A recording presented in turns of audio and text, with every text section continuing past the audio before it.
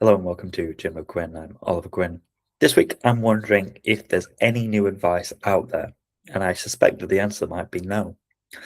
Now, interestingly, this thought came talking about open relationships and polyamory, and we were speculating why that suddenly has sort of become more popular, seemingly in culture, or people are seemingly adopting that, which I think is a little bit of ego and oh, I can handle that kind of relationship, and but mostly it's a repackaging of old ideas into something new and sort of counterculture of what was popular. But I'm going to come back to that thought. I also had a thought then that was, well, kind of feels like all of the advice, all of the how to live your life kind of stuff has been surfaced, and it's been surfaced pretty well. And all the useful, interesting stuff you can find, and it is often being repeated to death. And there's nothing new in terms of advice. There's only new in terms of like, you know, new stuff that's happening. There'll be new advice on that. But most things, if you're a subject matter expert and you've been in a field for a long period of time, there's not really anything new or interesting in that field. I think you do get to a point where even if you are keen to keep learning, which I think most of us are, it's the same information. It goes in a cyclical sort of relationship where what's working and what's hot changes, and then eventually it comes back around to what was working 5, 10 years ago. I often say that, what was working 10 years ago is popular again now, and a lot of those principles haven't really changed. So I feel like we are in a phase of humanity where all the good advice has been surfaced, it's being propagated. And so when there's nothing particularly new coming out, what happens basically? Well, you get abstraction of ideas, you get regurgitation of ideas, but inside of new packaging. And this is not exactly the newest foot. If we go back to the Hebrew Bible, and supposedly written by the wise King Solomon, there's a quote in Ecclesiastes, maybe that's how you say that. The thing that hath been, it is that which shall be, and that which is done is that which shall be done, and there is no new thing under the sun. And the no new thing under the sun line sits inside of sort of this broader argument that human effort is hevel. So usually translated into sort of vanity or meaningless. And I guess maybe that only God can create something actually new. It's something insubstantial that can't be grasped. It's not like a despair thing, but it's closer to demand for realization about what effort can and can't deliver.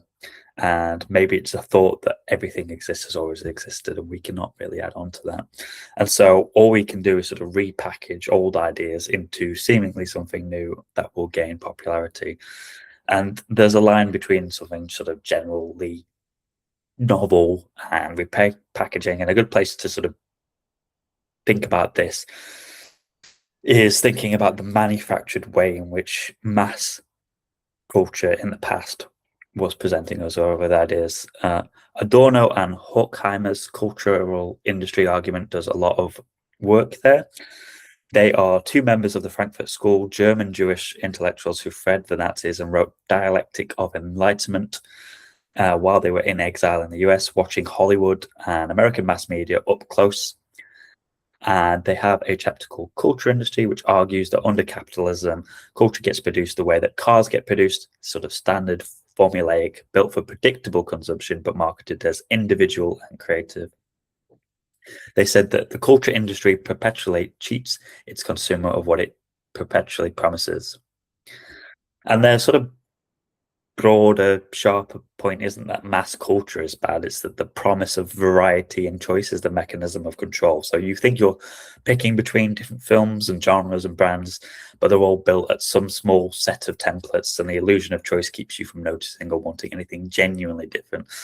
That maps kind of back to my repackaging point about all of these things. It's just pre-internet, and of course that was this case back in the day. There were 3 or 4 film studios who controlled most of the film industry, and they were making the same film in a variety of flavors for many years. And I think we still see that today. We're having Spider-Man 4, but it's actually the 12th Spider-Man film or something like that we've had, and there's not many new and actually different things being produced because familiarity sells.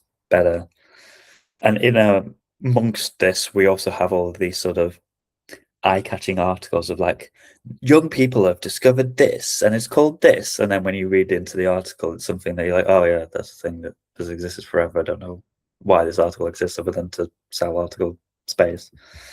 And of course, when you have ideas being repackaged, you then get sort of the rebellion as spectacles. So kind of a fake anti-culture will naturally present itself.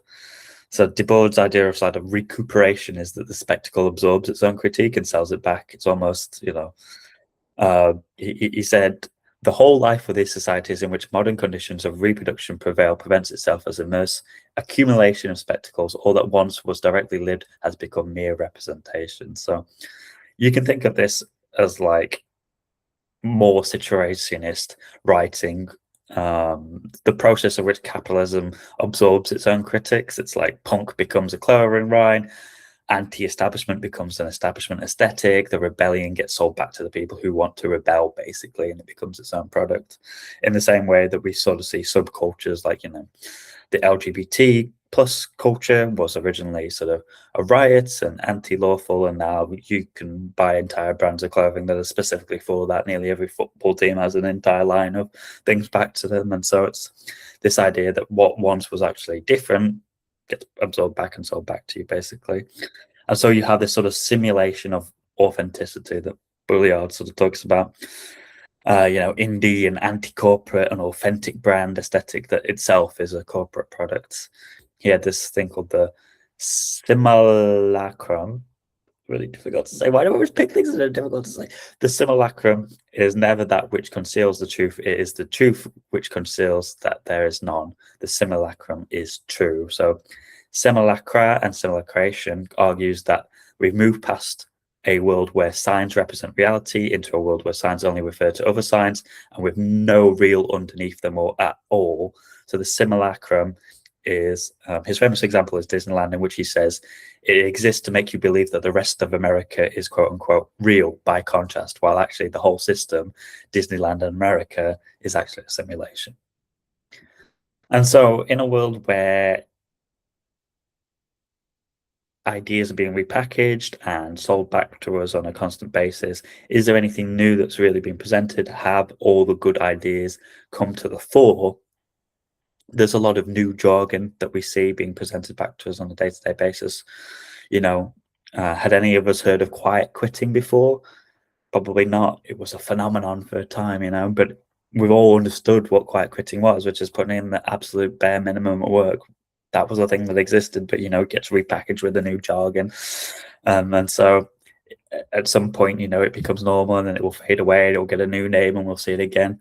And what's left, I'm not saying necessarily that there's no new way of presenting new ideas. I'm sure new ideas will come to the fore, but new ideas isn't really necessarily about invention. It's about specificity. It's about direct experience. It's about executing things well rather than just branding things well. And so the natural place to think about new ideas is not in the context of what has already come before, and not in the context of your idea has to relate to something that already exists, because we know typically that new ideas, if they are formed in the mold of things that you're familiar with, are more likely to be accepted, which is really important if you want ideas, large social ideas, to be accepted. Let's not forget that, because I feel like in some cases, you make your life a lot more difficult for you if you say everybody has to do this because this respects my particular worldview. It will create an anti sort of sentiment towards that. People don't like being forced into that. You have to sort of go with what they want and adopt your ideas to make it popular.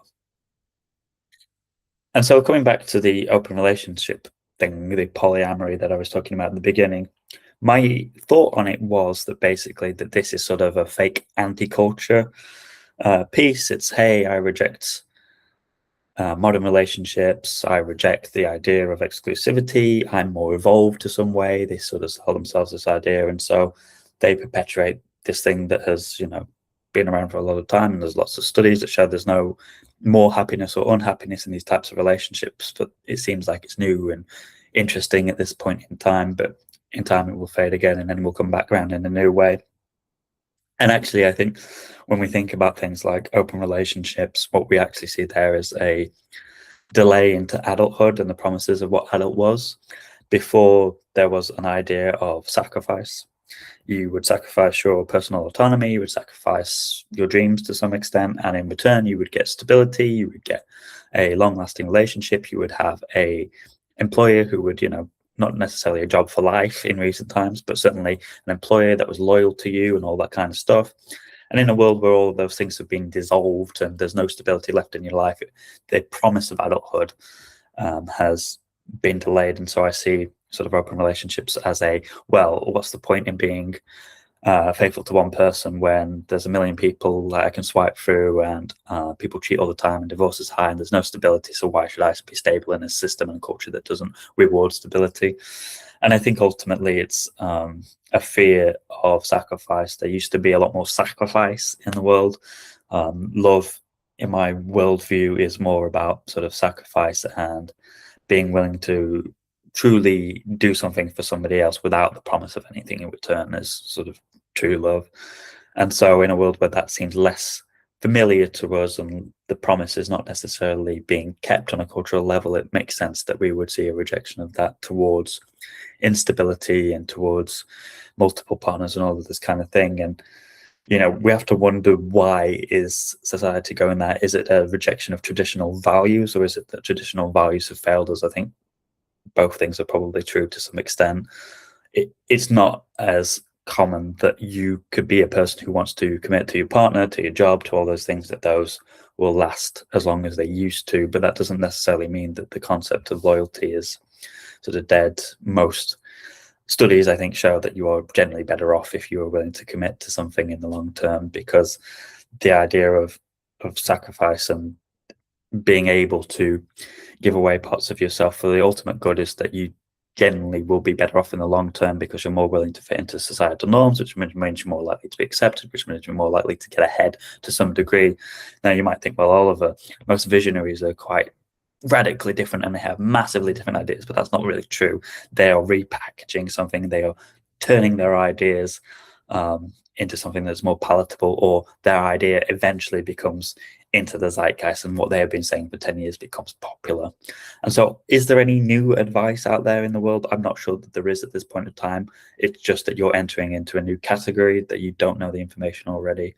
And so we must be careful when we look at ideas and evaluate, is this novel or is this just repackaged for tomorrow? And when we think we are rejecting society or we are anti-society, which I think is some of the appeal of some of these sort of anti-woke, is probably a rejection or a fake rebellion against them. We have to understand that really we are being manipulated and sold a product which benefits a certain group of people. These have been my thoughts this week. Let me know yours in the thoughts below.